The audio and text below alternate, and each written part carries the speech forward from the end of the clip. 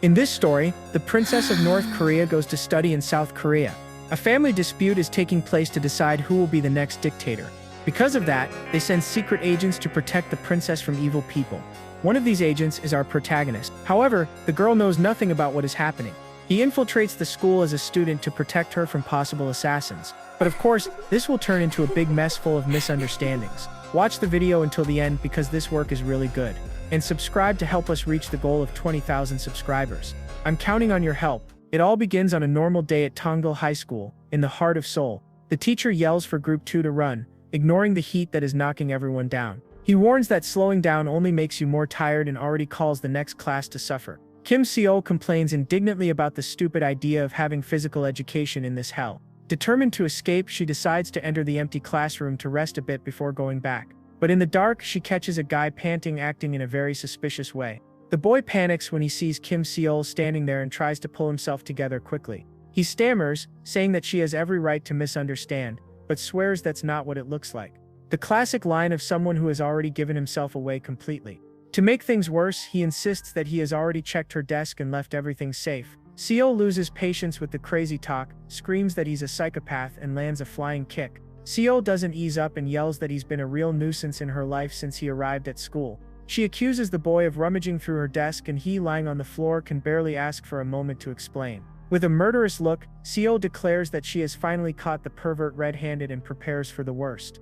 The execution atmosphere is broken when Lee Hana opens the door, startled, asking what the hell is going on. The girl explains that she heard the noise from the hallway and came running to see if someone had died. Hyuna asks if everything is okay, while Seol tries to hide that she was in the middle of a beating. Seol shamelessly lies that she was just hunting something, giving the worst excuse possible. Because clearly one kills a mosquito with screams and martial arts. Confused, her friend looks at the empty room and asks where that presence went that was there a second ago. The two look out the window searching for the guy, but Seol tries to change the subject by talking about the unbearable heat outside.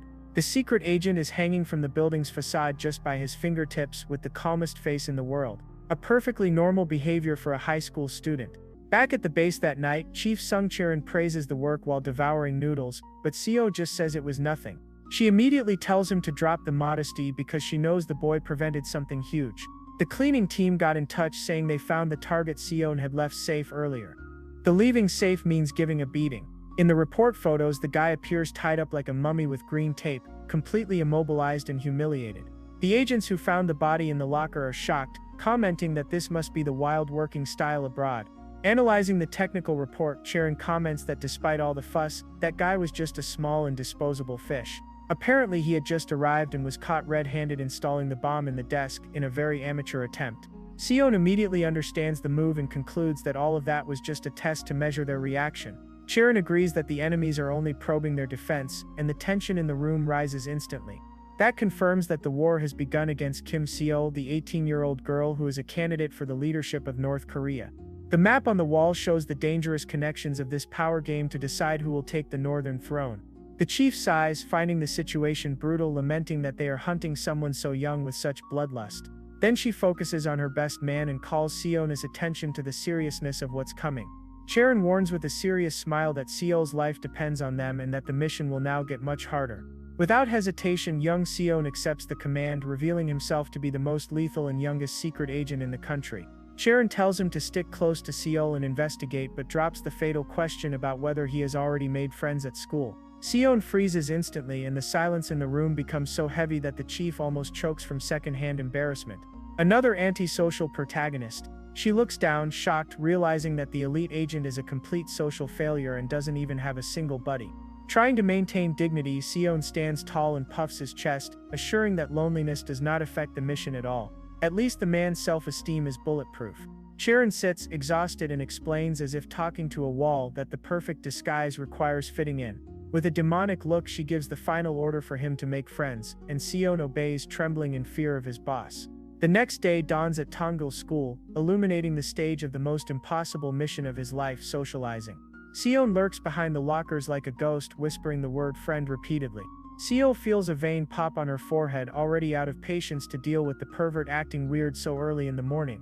She furiously points at the stalker and warns Seona that guy is a bizarre weirdo. Hyuna tries to be nice, saying he's just intense, while the rest of the class starts gossiping and laughing in the back. Seo hears the mean whispers calling Soo-hyun a compulsive liar and an attention seeker. Annoyed by the hypocrisy, she starts poking her ear and loudly complains about an annoying mosquito buzzing in the air. With terrifying red eyes, Seo glares at the gossipers and dares them to repeat everything to her face. The girls go into total panic, stammer lame excuses, and run out of the classroom. Hyuna laughs nervously while Seo mocks how this brave crowd disappears so quickly when confronted. On the other side, Soo-hyun is trembling and sweating cold, trying to build the courage to speak to a living soul. He blurts out the most awkward phrase in the world, asking the void if anyone happens to need a friend. The scare is so big that a hidden student comes out of the locker, knocking over some cleaning supplies. In the middle of the mess, the chubby boy adjusts his glasses and calmly says he was caught but will fix it soon. The naturalness of someone who lives in a locker is impressive. Minduk says he heard a voice in distress and had to break his disguise as an ordinary student.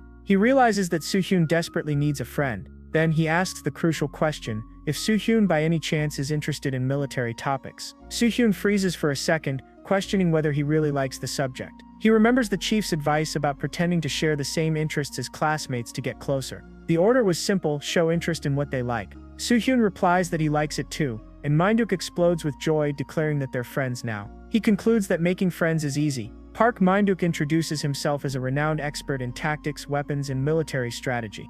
Meanwhile, Kim Seo was walking alone. Out of nowhere, a blonde student approaches her, confirming her identity with a smile on his face. He says he needs to talk to her and asks for a minute of her time. The boy insists, asking what she'll do after class. Out of patience, she calls him to settle this outside right now. He smiles smugly, accepting the invitation immediately. On the dirty school rooftop, the boy complains that the place is terrible for a confession. Seo asks if he came to confess, but the boy laughs, finding the word funny. He brags that he'll be a soccer star and invites her out as an investment. She agrees with a fake smile and raises her middle finger. The blonde boy is left completely speechless. He fills with rage and yells, asking if Kim Seo is despising him. Seo coldly challenges him to do something and turns her back, saying class is about to start. Blinded by anger, he yells at her to stop looking down on others and kicks a soda can in her direction. She senses the danger coming from behind. Out of nowhere, Soo-hyun appears and intercepts the can with a brutal kick. The impact splashes soda all over his face. The blonde complains about his dirty clothes and demands to know who the hell interfered. Soo-hyun releases a tiger-like aura that makes the bully tremble, feeling he's facing a psychopath.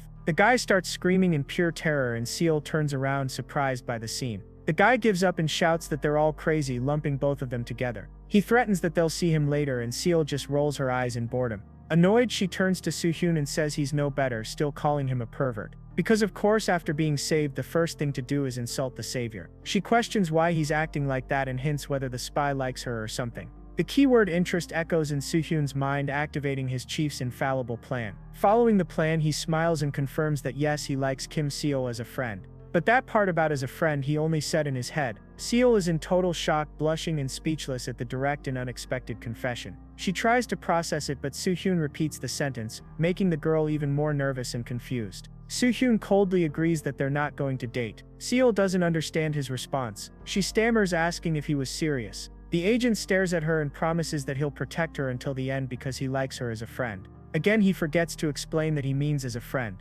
Hours later, Soo-hyun writes his surveillance report. He watches Seo in the classroom, noticing different behavior in her since the morning. The girl shows slight signs of anxiety, like shaking her legs non-stop. The agent notes that the girl seems thoughtful, writing continuously. She looks to the side with a strange sparkle in her eyes. Soo-hyun observes and concludes that there are no signs of illness or infection in the girl. The princess explodes, throwing a pencil case forcefully and shouting Soo-hyun's name. She yells, asking what he's spying on, and tells him to at least pretend he's hiding.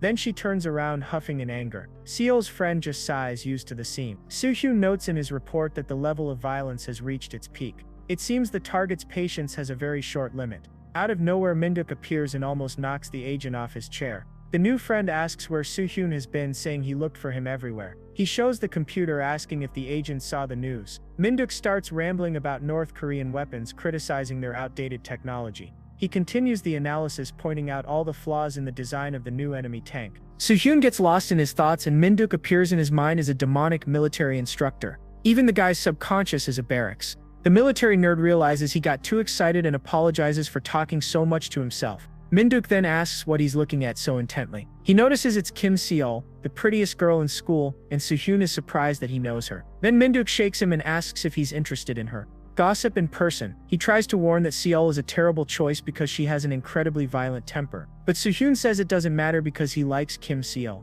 Once again, he forgets to say it's as a friend. Min-duk is left speechless, interpreting it as a declaration of true love. Clearly never heard of the friend zone.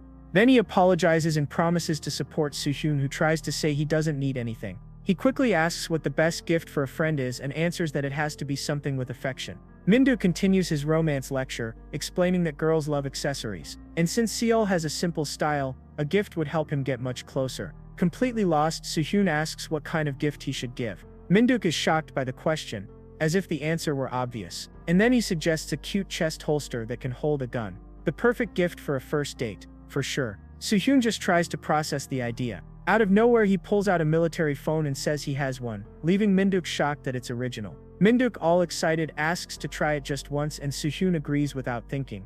With all the noise, Seol explodes and tells Soo-hyun to shut up. Min-duk squeezes himself into the holster, saying that strength training makes it hard but the fit isn't bad. His shirt strongly disagrees. He turns to ask how it looks, and at that moment a tearing sound echoes through the room. With one last effort, a button gives up on life. The button flies like a projectile and hits Seol right in the head.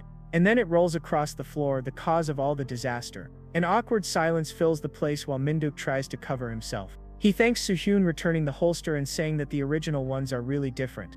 Without wasting time, Soo-hyun turns and offers the gift to Kim Seol. He asks if she liked it, but her murderous aura is already the only answer needed. She throws the holster far away, shouting for him to keep that perverted trash. Walking away alone, Soo-hyun can only ask that she be calmer tomorrow. Then a bully overhears the conversation and comments that he heard friends who fight are actually closer. The relationship expert has arrived. He then approaches, saying that apparently Soo-hyun and Kim Seol have gotten even closer. The bully comes near and asks if he really is Yoon Soo-hyun. He says his friend wants to settle some things, and a mocking smile reveals the trap. And that friend was the blonde from before, who greets him with pure hatred in his eyes. Unbothered, Soo-hyun asks what kind of business they would have. The blonde gets irritated, accusing Soo-hyun of pretending not to understand. He then reminds him of what happened earlier, as if Soo-hyun could forget. But Soo-hyun replies that it was because he threatened Kim Seol first, and the blonde gets furious at the lack of respect. The others grab him, yelling that he needs to learn how to talk to elders. They drag him into an alley to teach him good manners. We already know these bullies are going to get beaten up badly. In a nearby field, a soccer game is taking place, completely unaware of the tension. But Seol's eyes were fixed on him. She remembers his promise to protect her until the end, even if he got beaten for it. Her friend calls her to leave, pulling her out of her thoughts. Seol just says it's nothing, pretending she's cold so they can go. Then Soo-hyun reports that the day's mission is complete, and his chief congratulates him for a job well done. The chief asks if anything happened, but Soo-hyun reports that nothing out of the ordinary occurred. She feels relieved knowing that now the enemies won't make a move anytime soon. Out of nowhere, a can flies toward him, but Soo-hyun catches it with absurd reflexes. He looks at her seriously, calling her team leader. Soo-hyun then asks if he can tidy up the mess that is the place. She gets embarrassed and says she's too lazy, asking to leave it for later. The very definition of procrastination. But Soo-hyun insists that she can rest because he'll take care of everything himself. In moments, he leaves the place spotless, exactly as it was when he first moved in. The chief just stares, not knowing what to say. Then she asks if school has been difficult for him. Soo-hyun replies that no, and that even though it's his first time at school and making friends, it's not hard. In fact, he confesses that these new feelings are fascinating. Upon hearing that, a relieved smile appears on her face. Meanwhile, the bully from earlier wonders how someone like Soo-hyun can exist. His friends complain that it's frustrating not having landed a single hit, admitting the guy is skilled despite lacking manners. One of them wonders why Soo-hyun only dodged, and another, laughing, thinks the lesson must have worked. Another comments that he moved like an invertebrate, admitting it hurts their pride, but the guy was way too fast. Then they agree not to mess with Soo-hyun anymore, as they feel there's something very strange about him. But the blonde appears furious, wanting to know what they're whispering about. One of them reminds him that he was the one who ordered them to deal with Soo-hyun, but another complains that it's impossible if they can't even hit him. Suddenly, a new figure interrupts them, saying he has a little question to ask. He wants to know everything about Kim Seol, but the bullies get irritated and tell him to show his face. With a sinister look, he only says he's someone very, very interested in Seol. Meanwhile, at school, Seol's friend asks if she's heard the latest rumor. She says there was a nasty fight between students from other schools and that everyone got really hurt. She suggests they be careful on the way home, but Seol can only look at Soo-hyun and Min-duk. Noticing the distraction, her friend asks if something's wrong, catching Seol off guard. She quickly averts her eyes and says it's nothing serious. But when she looks back, Soo-hyun is right there, and out of nowhere she screams, calling him a pervert. Here we go again with the infallible plan that always fails. She yells, asking if he wants to die, and tells him not to stand there because he scares people. Seo finally explodes, saying she can't stand looking at his face anymore. But a shout echoes down the hallway, telling everyone to stop. The yelling ceases and no one understands what's going on as music starts playing. Out of nowhere, the disciplinary committee appears, complaining about the noise in the sacred school, because nothing commands respect more than a Super Sentai pose. He yells for them to stop the scene while he himself makes the biggest scene of all. And in the middle of the confusion, Soo-hyun and Seo just stand still watching the circus burn. Fed up, Seo gives up and says she'll stop just to see if he shuts up. But some girls start gossiping, saying she thinks too highly of herself but isn't anything special. They comment that it's lucky the disciplinary committee showed up, thinking being popular is everything. The committee leader smiles, thinking that even though she's weird, sometimes she's quite useful. The two remain silent, staring at each other after all the chaos. Then Soo-hyun, with his total lack of tact, asks if there's some kind of problem. Her patience runs out, and with a deadly look she tells him to shut up. He obeys instantly, agreeing to stay quiet without even blinking. Seeing the committee celebrating, Soo-hyun only thinks that another problem has been successfully resolved. Minduk notices Soo-hyun deep in thought and asks what he's thinking so much about. Soo-hyun wants to know who the person was that scolded Seo, and Minduk replies that it was the president of the disciplinary committee. He explains that she's one of the most powerful students in the school and sometimes fights with Seo on purpose. But Minduk says he doesn't know the details since he's not close to her, and at that moment a girl approaches. Soo-hyun just stands there trying to understand the situation. Out of nowhere, the girl asks if he wants her to tell him everything about the matter. Minduk gets excited about the sudden event, but the girl seems a bit shy. Then, very embarrassed, she asks if she can talk to Soo-hyun alone. Without thinking twice, Minduk gets the hint and leaves the rest to Soo-hyun, the best wingman a secret agent could ask for. The girl apologizes, leaving Soo-hyun completely confused. Far away, Seol's friend wonders why the committee president always does that in public. She concludes that there must be a reason behind it all. Then she suggests it might have something to do with Soo-hyun, and Seol seems to agree. The friend gets excited, saying they need to find out the reason no matter what. But Seol, already tired, just sighs and asks what good it would do to find out the truth. Seol says it's not like it's the first or second time this has happened anyway. She says she's going ahead for a walk and her friend offers to go with her. But Seol kills the mood immediately, saying she needs to think alone for a bit. Her friend just watches her leave, thinking that she also has things to deal with. Nearby, Minduk runs, lamenting not being chosen for this battle. And out of nowhere he bumps straight into Seol, who wasn't expecting it. Perfect timing as always. He apologizes all flustered, but she complains that the impact hurt her hand. Then he panics upon realizing it was Kim Seol and she recognizes him. Seol says the timing is perfect because she has something to ask him. Somewhere else, the girl tells Soo-hyun she can't believe she's talking to him so easily. She continues, saying that if she had known it would be like this, she would have spoken to him sooner. But Soo-hyun cuts her off, understanding that the story was just bait, and asks what she really wants. All embarrassed, she says that actually she really likes his cold personality. She says he doesn't even look at anyone other than Seol. Then she reveals she's been watching him for weeks, ever since he transferred, and that she pretended not to notice but saw everything he did regarding Seol.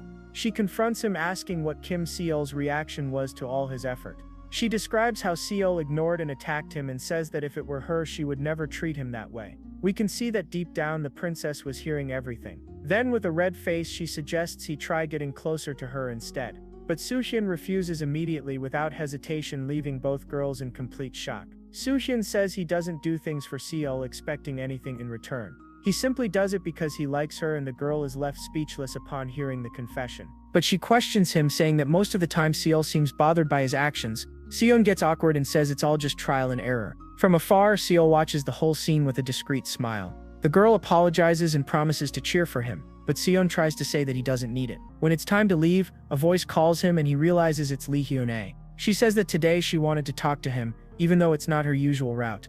A shiver runs down his spine as he senses her intent. With eyes glowing red, Hyun-ae asks if he has a minute. Seon just stays silent, feeling the tension in the air. He refuses, saying that it's almost dinner time. The best excuse to escape a trap. She laughs, finding it funny, and asks if he doesn't have even a single minute. Seon then reveals that he's sensing an incredible killing intent coming from her, and in the blink of an eye his agent instincts take control. He dodges a surprise attack and Hyun-ae realizes she must keep her distance. He stares at her upside down and asks why she attacked him. Seon adjusts his tie and demands a decent explanation for that. That's when he realizes she cut his tie and that if he hadn't dodged he would have lost his head. Then he warns her that she'll have to pay for that. Hyune accuses him of getting lucky, acting as if nothing happened. Then she challenges him to dodge the next attack, lunging at him with everything.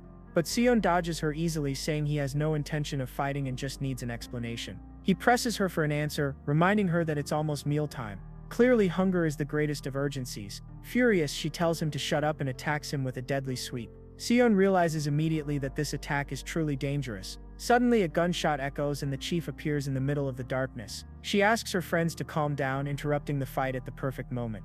With a smile on her face, she suggests that the fight between friends stop there. A very healthy friendship, by the way. Hyune explodes in anger, shouting that they're not friends with anyone.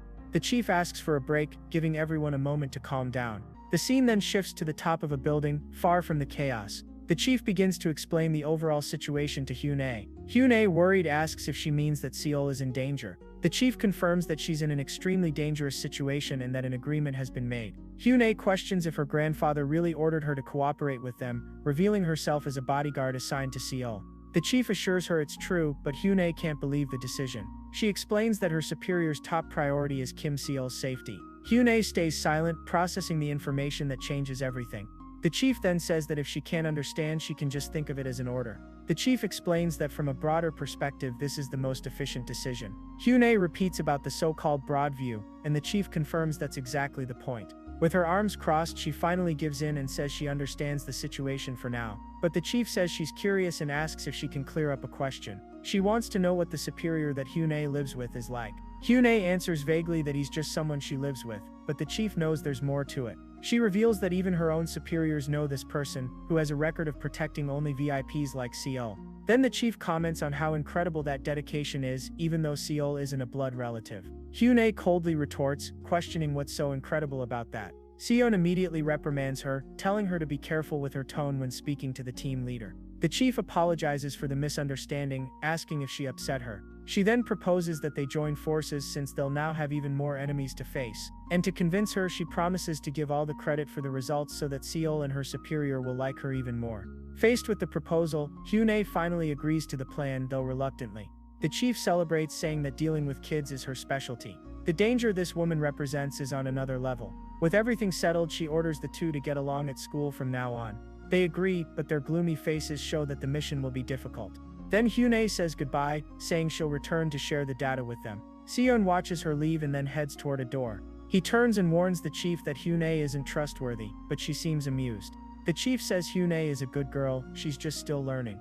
Then she orders Seon to keep an eye on her from now on, and he agrees. Seol walks alone, frustrated, while sending a bunch of messages to Hyune without getting any response. She starts to panic, wondering why her friend isn't replying. In her mind, she believes there's no way Hyune would ignore her messages, so she must have been kidnapped. Desperate, she looks through her contact list, not knowing who to ask for help in a situation like this.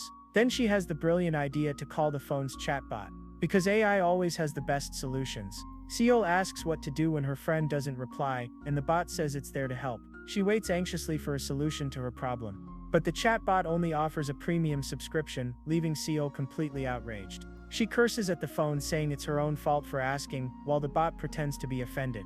At that exact moment, a shadow with a sinister smile finds her in the dark. And out of nowhere, a random voice starts apologizing, crying, and swearing. The voice explains that it thought it could use the word since she was using it too. Seol is shocked by the audacity, unable to believe what she's hearing. Suddenly, a scream warns her to be careful, and she turns around confused. A guy on a scooter saves her from being hit, holding her tightly. He asks if she's okay, and she says yes, telling him to move away. He apologizes and asks if he can let go of her hand, but the scene is interrupted by a throw. Out of nowhere, a baseball flies toward them at high speed. The pitcher apologizes awkwardly, but the redhead says it's fine, while Seol finds the whole situation very strange. Suddenly, she screams desperately, warning that a truck is coming right behind them at high speed. With lightning reflexes, the redhead pulls her away from danger, shocked by the insanity of that near accident. He holds her and comments with a smile that it seems accidents and incidents never stop happening around her. Then he suggests that maybe she's the kind of person who attracts danger, and Seol immediately grows suspicious. She wonders if he's some kind of idiot because despite his nice guy appearance, something doesn't add up. And then he whispers that the real danger is coming, while hiding a sharp knife behind his back. Out of nowhere, an old man appears and asks what Seol is doing there in the middle of the night. She's startled to recognize Hyune's grandfather, and the redhead just watches their interaction. The old man explains that many wonderful ladies come around there to exercise. A man of culture, clearly. and with an admiring look he says they're full of very healthy energy. He quickly changes the subject, saying it's getting late and dangerous, and that she should go home safely. Seo agrees, saying she was already leaving anyway. But before going, she turns and thanks the redhead for all his help today. She takes the chance to ask if Hyuna is home since she isn't answering her phone. The grandfather replies that Hyuna seems to be busy at the moment but will get in touch soon. She thanks him and runs off, saying goodbye to the old man and leaving the two behind. They watch her leave and the grandfather asks the redhead what he's thinking about. With a serious look, he questions why he protected that girl since abandoning her would have made his goal easier. But the redhead, with a sinister smile, simply replies that he has his personal reasons. The elder says the redhead is just doing his job, but he also has his own duty to fulfill, which is a shame. Then the old man's eyes fill with murderous fury. In the blink of an eye, the elder lunges forward with absurd speed, catching the redhead off guard. But a woman passes nearby. Suddenly the redhead finds himself surrounded, and a voice asks what's wrong. The elder questions why he's so surprised with a shameless smile on his face. The redhead realizes he lost track of the old man's movement for a moment. Far away, night falls over a quiet house. Hyuna confirms that an assassin got close to Seol and that he was more dangerous than expected. And the worst part is that it all happened right when she stepped away. She despairs as she nearly failed to protect Seol, and her grandfather says that's why cooperation is necessary. Lee Tae-sik, her grandfather, warns her that she can't protect that child alone. He asks her to accept help since they're strong people. But she refuses, yelling that she's far superior to them and doesn't need help. Her grandfather comments that unlike her appearance, her mind isn't very open. His gaze doesn't seem very focused on her face either. She gets annoyed and asks where he's looking while talking. Either way, she swears she'll prove her worth, and that she can protect Seol on her own, leaving her grandfather worried. The old man sighs and wonders where she got all that stubbornness from. Surely not from him, of course. The next day, she apologizes for disappearing, but Seol, a bit embarrassed, asks her to step back a little. Hyuna clings to Seol, saying things will be better now, but her friend just wants to understand why she's acting like that. Seol freaks out at the uncomfortable touch, but Hyuna swears it was just an accident. Sure, accident. And Minduk, watching everything from the sidelines, wonders if this is the legendary female friendship he's heard so much about. Out of nowhere, a bully shows up looking for Seol again, leaving both girls irritated by the interruption. He demands to see Seol, and Hyuna stands up ready to deal with the problem immediately. Hyuna pulls out a gun and warns that she'll kill him if he bothers Seol again, and the guy finally realizes she's not joking. With an icy stare, she simply orders him to nod if he understood the message. The bully runs away terrified, and Hyuna comes back smiling to say he won't bother them anymore. Then the president of the committee arrives with her lackeys, questioning the commotion and reminding them that she had already warned them before. She tells him to shut up for good, and with her invisible threads she pulls the president and his friends close to her. The other students are startled by her boldness, and one of them asks if she thinks everything will be fine after that. With a dark look, she asks back what happens if it's not fine, and the two girls nearly wet themselves in fear. Minduk wonders if Hyuna has this side to her, almost falling in love, but Soo-hyun just concludes that she'll finally be reliable for the mission. Seol, not understanding anything, asks why Hyuna is suddenly acting like this, and she just snaps her fingers with an oops. Hyuna says she's only trying to help, but Seol knows she's completely overdoing it. Seol explodes, yelling that Hyuna is acting exactly like Young Soo-hyun. Hyuna panics, unable to believe Seol compared her to him, and Soo-hyun, over in the corner, simply gives a thumbs up for a job well done. The atmosphere grows heavy, and a deadly silence fills the classroom. She freaks out, thinking she's like that guy, and Seol just can't understand why she's so weird today. Meanwhile, the red-haired assassin arrives at the school, thinking things might get quite fun. He introduces himself as An Tae-min, an elite from North Korea's State Security Department. A proud warrior forged through training of blood and torn flesh for the unification of the homeland. The teacher introduces him as the new transfer student starting today. He greets the class cheerfully, but his real mission is to assassinate the princess,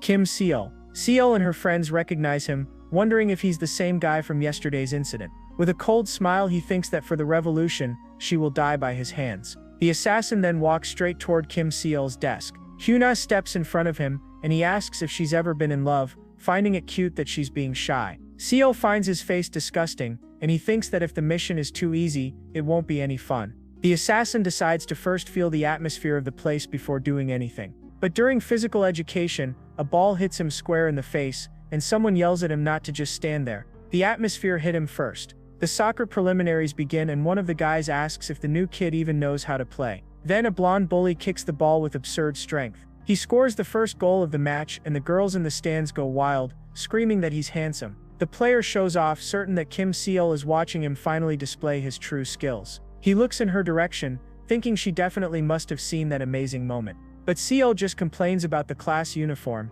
saying she's not interested in soccer at all. Hyuna says the outfit still suits her, and Seol even seems to agree for a second. Hyuna then comments that she also doesn't like wearing clothes with the name of that puppet state army. Her thoughts shift to An Tae-min, knowing he's from the enemy security department. She swears to herself that as long as she's there, he won't touch a single strand of Seol's hair. The assassin starts sweating cold, shocked at the thought that in South Korea even the schoolgirls are puppet soldiers. He freaks out for never having received that information, while the girls are just having fun. The brainwashing hit hard on that one. In his mind he imagines all of them as heavily armed soldiers and curses the damned American puppets. Clearly it's all in his head.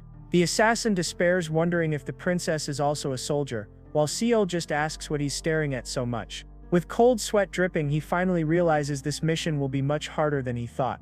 And to make it worse, another ball flies toward him and hits him square in the head. He falls to the ground, starting to believe that maybe everyone in that school is his enemy. The paranoia hit hard. Then a shadow looms over him, and Soo-hyun asks if he's okay. He helps the new kid up, and the assassin is shocked to think that there are still decent people in South Korea. The girls comment that the new guy is handsome but bad at sports, and quickly change the subject to how cool Soo-hyun also is. They sigh as they remember that Soo-hyun is totally devoted to Seol, and the assassin feels strangely challenged. One of them then asks Seol which of the two she thinks is better. Seo-hwa, known for being crazy about boys, simply answers that she likes both. That one's fast on the trigger. Her friend laughs and then they pressure the shy Maria to give her opinion. She thinks for a second, glancing discreetly in Soo-hyun's direction. Maria can barely say she prefers Soo-hyun before the teacher arrives, yelling at the students. The physical education teacher, a former Marine, asks if they want to embarrass him like that. He threatens to lock the team in the gym for cleaning duty if they don't score at least one goal, leaving everyone terrified. The teacher's threat brings back memories of his brutal training. The other students complain, thinking the teacher's being too harsh. He grits his teeth, remembering all the pain he's felt before. He runs, refusing to be humiliated by these demonic people. With an awkward dribble, he moves forward and leaves his opponent behind. Then he kicks the ball with all the strength in his body.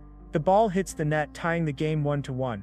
His teammates celebrate with him, happy about the rookie's goal. He feels a strange sense of accomplishment and camaraderie. The girls in the stands are surprised to see that he's actually good at soccer. The teacher offers a date with Seol to whoever scores the winning goal. And the award for Teacher of the Year goes to. He says she's popular and should do it for the class, leaving her speechless. Hyuna then asks if she can enter the field to score the goal. The idea of getting closer to Seol sounds like a great opportunity.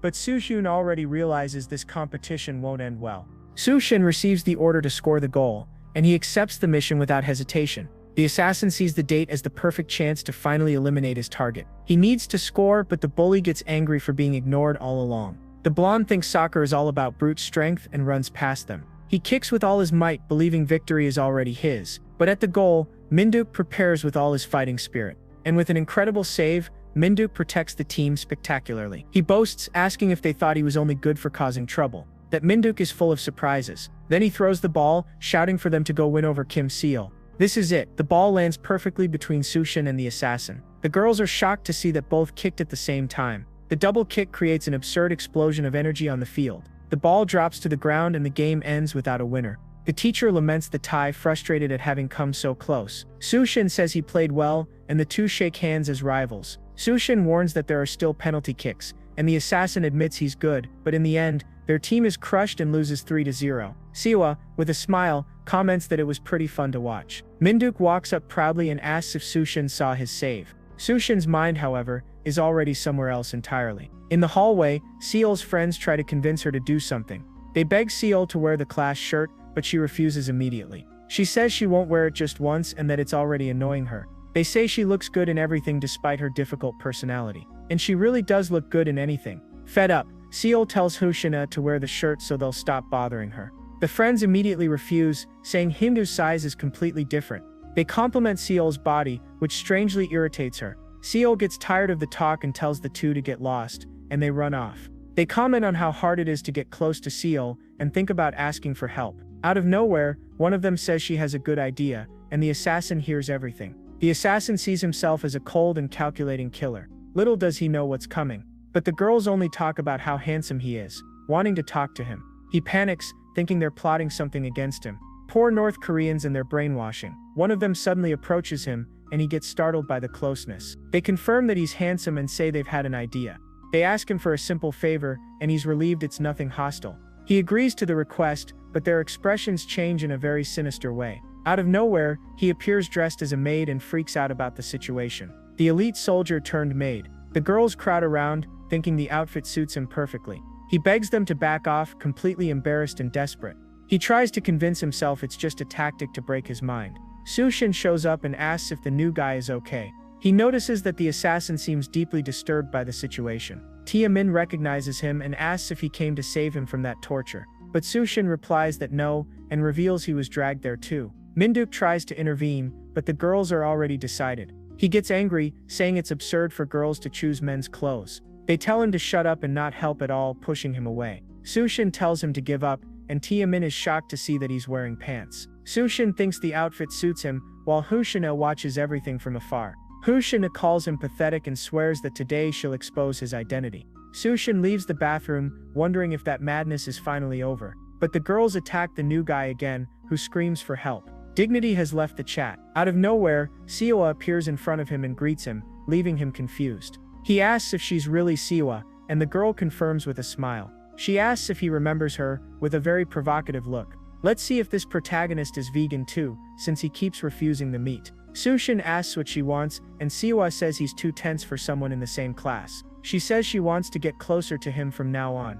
all shy and blushing. Sushin's friendship formula activates, so he agrees to get closer to her immediately. Siwa thinks he's just another ordinary guy, not the devoted one people talked about. Siwa invites him to hang out after class, but Sushin immediately refuses, saying it'll be difficult. She doesn't understand why, and he says it's complicated to explain the situation to her. Then he blurts out that he can't stay away from Kim Seo, so he can't go out with anyone else. The girl is in shock, processing the most bizarre confession she's ever heard in her life. Out of nowhere, Seo appears and grabs him, yelling for him to stop saying weird things right now. Amazing how the princess is always nearby, she tells him to quit with the annoying nonsense, and Sushin complains that the way she grabs him hurts. Siwa just watches the whole scene from afar. She thinks about how irritating Seol is and feels an insane urge to steal Sushin for herself. Time passes, and class finally ends. Seol complains that he follows her around like a stalker, and Sushin swears it's just a coincidence of paths. In her mind, she wonders why the hell Sushin said all that to Siwa. She stares at him and asks what's so good about following her, since he only gets hit and yelled at all the time. Suhyun coldly agrees that Kim Seol's personality isn't very good. His honesty physically hurts. Seol explodes with rage, but he says he doesn't care what kind of person she is. He swears that no matter who she is, he'll stay by her side and that will never change. She grumbles that his words are annoying, but her red face gives everything away. Then she says she's going to watch a movie, and Suhyun just wishes her to have fun. Subtlety is nowhere to be found. Desperate, she details her whole plan, and he just confirms that he got the message. She still tries to explain what else she's going to do, but she's already lost patience. My god, man, can't you tell she wants you to go with her? Maybe he is vegan. The city keeps its rhythm, unaware of the drama. Meanwhile, Hyuna follows the assassin from a distance. A girl passes by and comments on how handsome he is. Hyuna gets irritated because stalking people is Suhyun's style, not hers. First, she needs to find out where that guy's hideout is. Suddenly, he stops and tells her to come out. He turns his head and says he knows she's following him. As expected from an elite, she wonders if she underestimated him too much. Then she decides that a frontal attack is best in moments like this. But he freaks out and asks why she's measuring him, thinking it's a measuring tape. The maid outfit trauma hit hard. She doesn't understand his reaction, wondering what a measuring tape has to do with anything. In his mind, the image of those girls returns like a nightmare. He remembers the horror of being forcibly measured while they praised his muscles. The assassin panics and screams for them to stop tormenting him, running away in pure fear.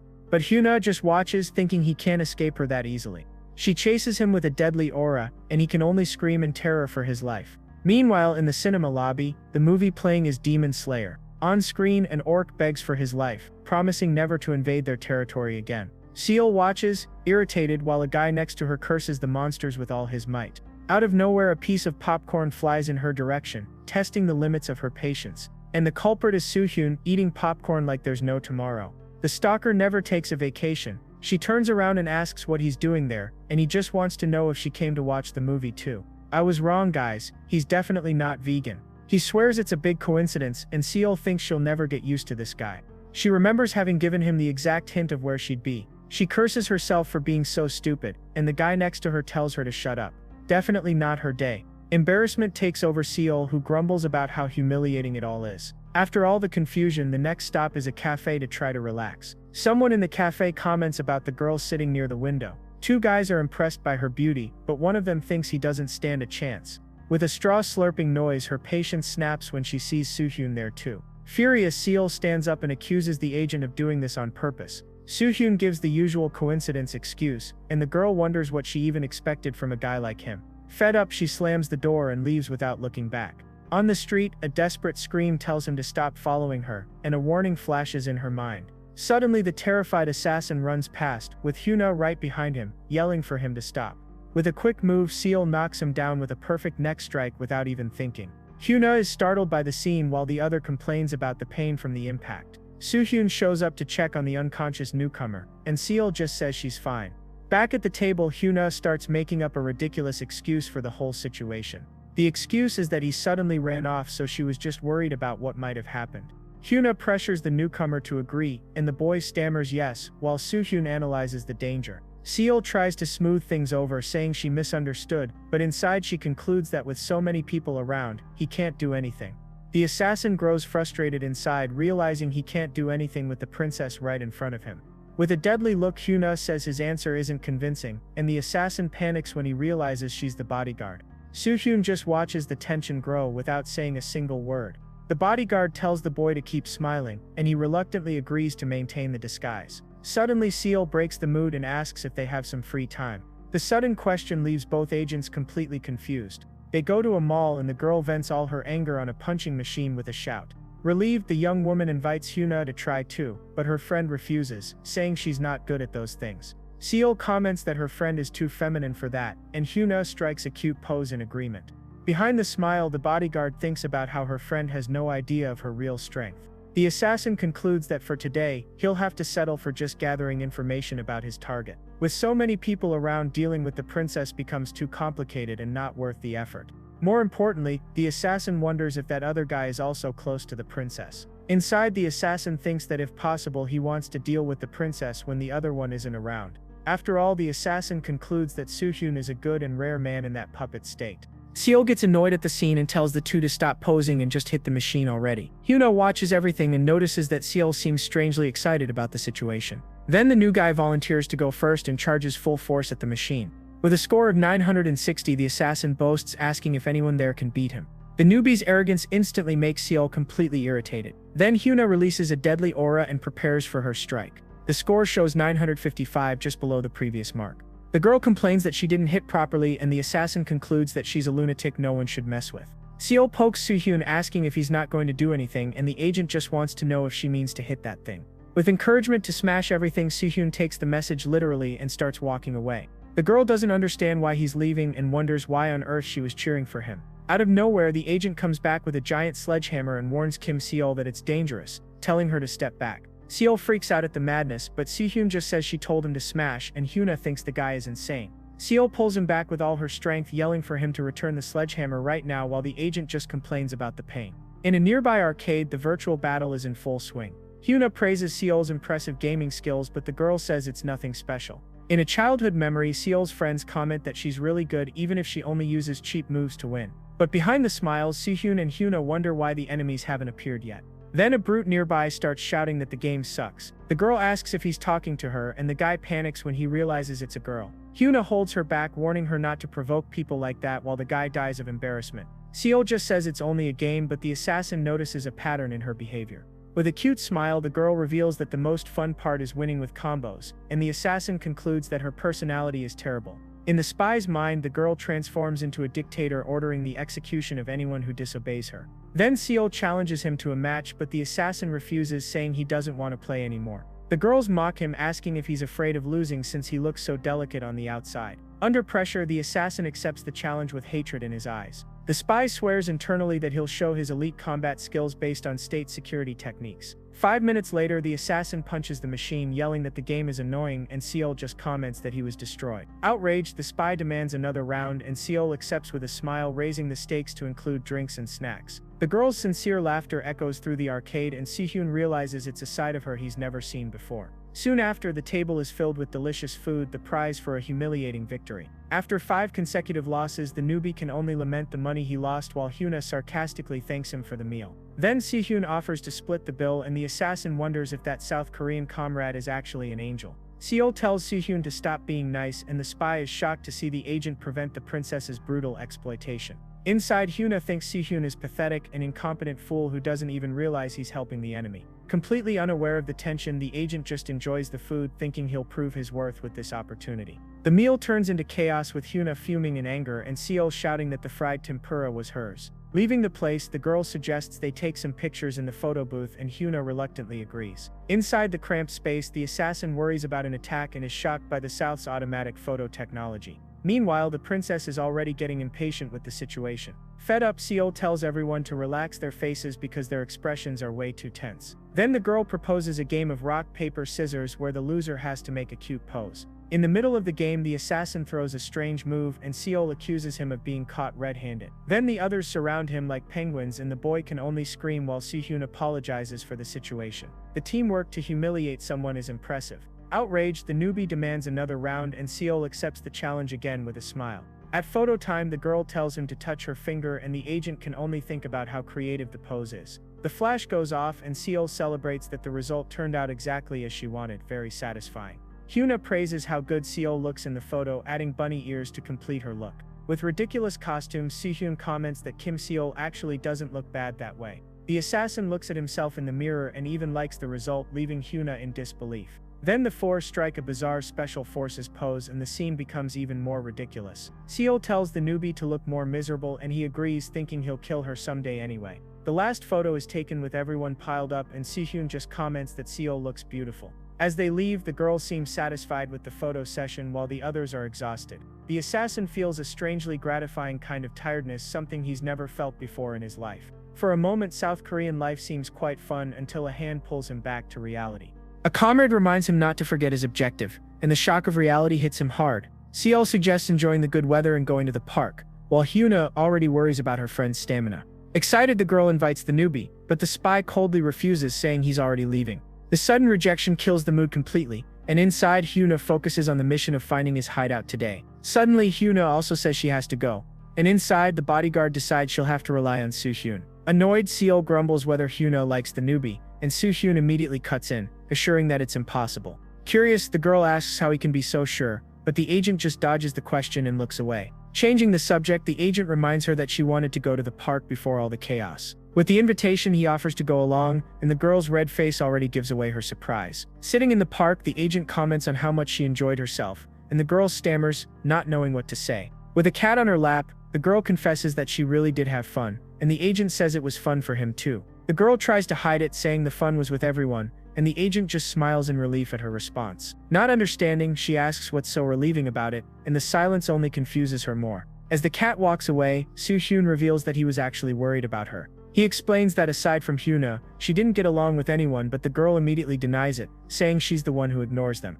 But the memory of her smile returns, and the agent confesses that it felt like he saw a new side of her today. The agent admits that the way she smiled, getting along with others, was nice to see. In fact, it was so nice that he wants to be able to see that more often from now on. The girl freaks out, accusing the spy of being a creepy lunatic, but he just says that yes, that's also true. Sehyun simply says he hopes she stays well and safe, smiling like she did today. And then night falls, bringing silence back. She stammers for him to stop being nice, turning her face away to hide her confusion. Her heart races, not knowing how to react to all that sincerity. Back at the base, the chief greets him mockingly, saying his night seems to have been quite fun. She says she drank just a little with Hyuna, but her face shows the night was very long. Charon clings to him, begging him not to clean, but Sehyun insists that hygiene is crucial for the mission. Then she hugs him and says the line he used earlier was legendary, leaving the agent confused. Charon makes up a drama-style confession, but Sehyun immediately denies it, saying he never said anything like that. She drifts into memories of when she was a model student and threatens Sehyun when he dares to ask who that person was. Looks like someone doesn't like remembering the past. Drunk, she begs him not to end up like her, and Sehyun just tells the chief to go to sleep. He puts her in bed while she mumbles that it's possible to have both work and love at the same time. Far away, Seol can't sleep, tossing and turning in bed. The memory of that day returns along with his words about how good it was to see her smiling with others. His promise that he only wanted to see her safe and happy won't leave her mind. She wonders why the hell that conversation keeps replaying in her head. And a new day begins, bringing along all that mess of feelings. The assassin just watches in silence. He admits he got carried away by the fun, but his goal of assassinating the princess hasn't changed. In his mind, he swears that in the end, she's destined to die by his hands. The assassin thinks that false friendship was just a disguise to get closer. Out of nowhere, a ball hits him square in the face, breaking the whole villainous atmosphere. The universe has an excellent sense of humor. He falls to the ground, and the finals of the sports festival begin with him as the first victim. The rival team mocks them, saying Class 3 is too weak to be a challenge. Then the queen of Class 4, Warren, presents herself with all the pomp in the world. Ciel thinks they took the concept way too seriously, but Suhyun actually finds it kind of cool. She asks why only the two of them are left on the field, and Suhyun says it just happened that way. The crowd shouts that Suhyun is the last line of defense, and Ciel just needs to dodge. From afar, Hyuna gets irritated, thinking she should be the one protecting Ciel, not that guy. She concludes that with Taemin nearby, the best thing to do is watch and not act recklessly. Suhyun pulls Ciel close, saying that as long as she stays behind him, everything will be fine. He promises that no matter what happens, he'll protect her until the end. She slaps him, telling him to stop acting like a hero and look forward, and he just agrees. Then she yells for him to focus on the game, right as a ball comes flying toward him. The opponent prepares, warning that this time he'll unleash a combo to end everything. But since the last male player is invincible, Suhyun withstands the barrage without moving an inch. Ciel shouts, asking why he's letting himself get hit, and Suhyun says he doesn't want to risk injuring students. The perfect excuse for someone clearly getting beaten up. She yells that he won't win like that and orders him to hit the queen without hurting anyone. The impossible order echoes in his mind, hit without hurting. One of the guys gets annoyed with his confidence and launches a spinning attack with a special move name. But Suhyun catches the ball with one hand, leaving everyone in shock. He announces that to avoid injuring civilians, he'll finish everything with a single throw.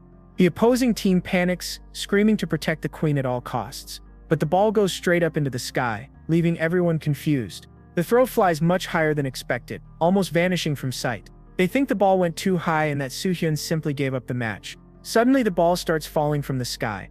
The ball crashes down and hits the queen square in the head, eliminating her from the game. The crowd goes wild, shouting that Suhyun's tactic was genius and that they knew they could count on him. Seo asks if that means they won, unable to process what on earth is wrong with this guy. Then a host announces it's time for young Siwa's dance performance. She asks for applause and starts singing with confidence that makes everyone jealous.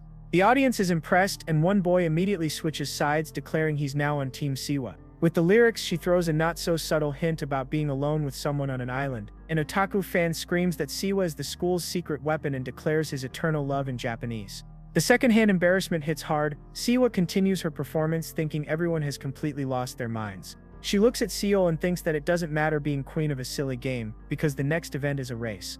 In the end, she swears she'll be the only one to stand out, and the one to win young Suhyun's heart. Minduk freaks out, asking if she just winked at him, and his heart almost bursts while Suhyun doesn't understand a thing.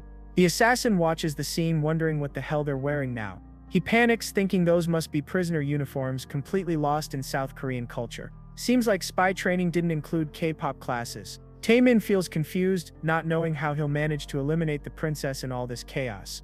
Suddenly, the assassin decides he might as well just finish everyone off at once. He recalls his training, thinking that as an elite he could take them all down in seconds, but Suhyun calls his name. Suhyun reminds him that the relay race is next and that he should get ready. The assassin is shocked he didn't sense Suhyun's approach for even a second. Seol watches from afar, thinking young Suhyun's actions are always unexpected. She notices that for some reason he seems different today. The announcer declares that the last runner must choose the friend they'd most like to take on a date. Suhyun takes off with the baton in hand, feeling the pressure of the race.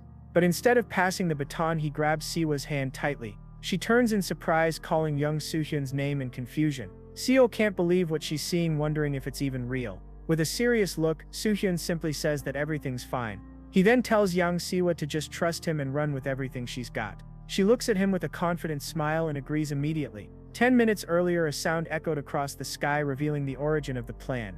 In the relay race, the assassin takes off in front, showing absurd speed.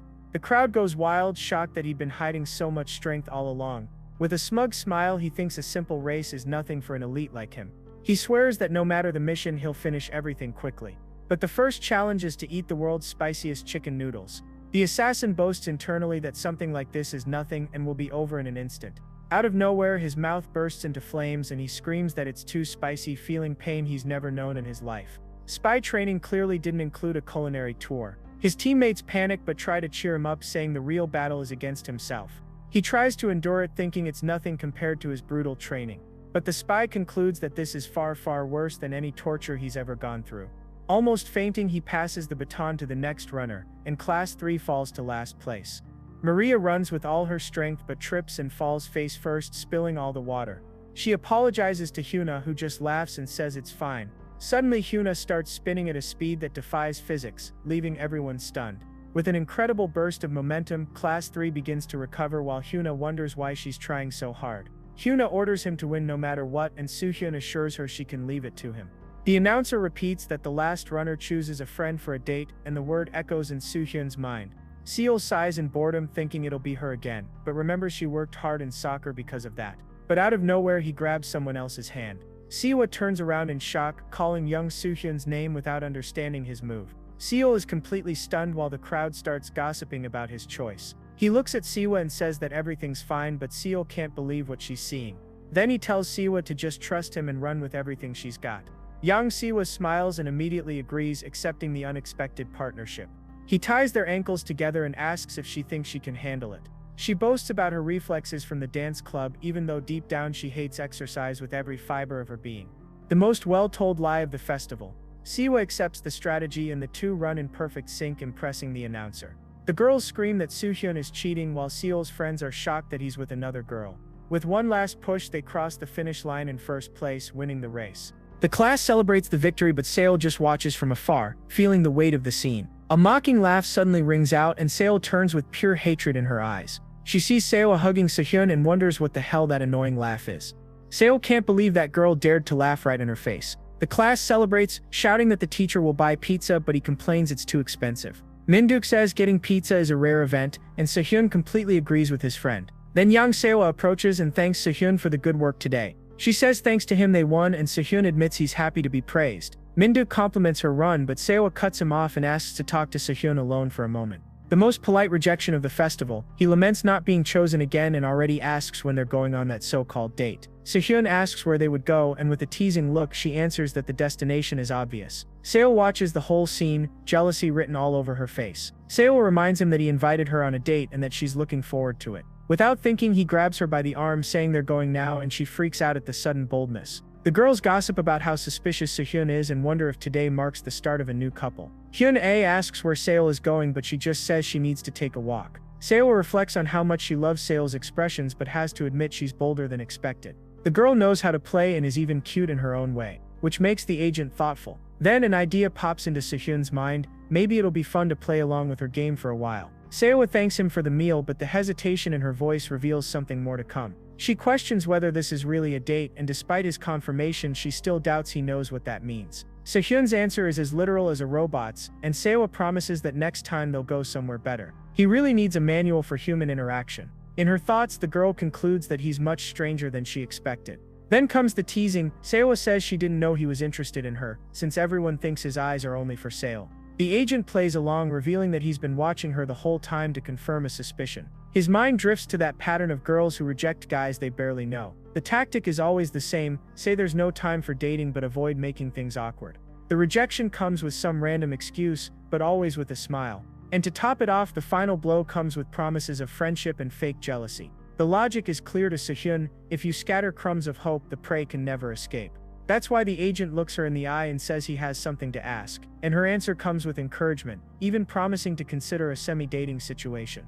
The question was about what she thinks of Kim Seo. She tries to play it off, asking why he's asking her that of all people. Soohyun explains that he's always seen her paying very close attention to every move Kim Seo makes, and the scene from earlier only confirmed his suspicions, which is why he wanted to know what she really thinks. She crushes the can tightly, denying with disdain that she pays attention to someone like Kim Seo. With a sinister smile, Seo turns the tables, accusing Kim Seo of being the real obsessive one. The agent puts on his gloves, noticing that she got defensive way too fast, and she snaps, saying his question was really weird. She curses Kim Seo, but Soohyun simply says he's already confirmed her aggression, exactly what he needed to know. Then he corners her, ordering her to place her hand on the back of the chair and turn around. The girl panics, not understanding what's happening with that sudden change in attitude.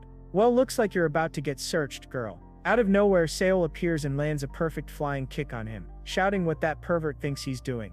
And that's how we wrap up the first part of this story. If you want part 2, comment Korean agent. I'll leave 2 video recommendations from the channel that I'm sure you'll love. Subscribe to the channel and help us reach our goal of 20,000 subscribers. I'm counting on your support. See you soon, everyone.